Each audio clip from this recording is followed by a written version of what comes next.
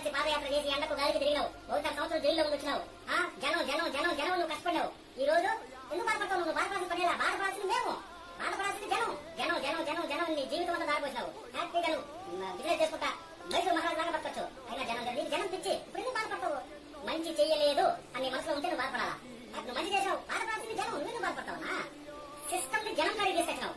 ఒకప్పుడు మేము పరిగెత్తా ఉండేవాళ్ళం గవర్నమెంట్ ఆఫీసర్ దగ్గరికి, అలాంటిది సిస్టమ్ ని ఇళ్ళ దగ్గర తీసుకొచ్చినావు. ఇప్పుడు అది పోయింది, మేము బాధపడాలన్నా? నువ్వు ఎంత సేవ చేసినా విశ్వాసం లేని జాతి మనిషి జాతి. ఒక మంచిగా చెప్తున్నా, మాకు విశ్వాసం లేదు, మాకు విశ్వాసం లేదన్నా. 5 సంవత్సరాలుగా నీ సొత్తు తిన్నాం, అయినా మాకు విశ్వాసం లేదు. సిస్టమ్ ని మా ఇళ్ళ కాడికి తీసుకొచ్చినావు, అయినా మాకు విశ్వాసం లేదు. అందరూ ఏమన్నారు? సచివాలయం వాలంటీర్లు బ్రోకర్ పనులు చేస్తున్నారన్నారు, అయినా మేము వాళ్ళకి ఓట్లేస్తాం. మేము మనుషులం.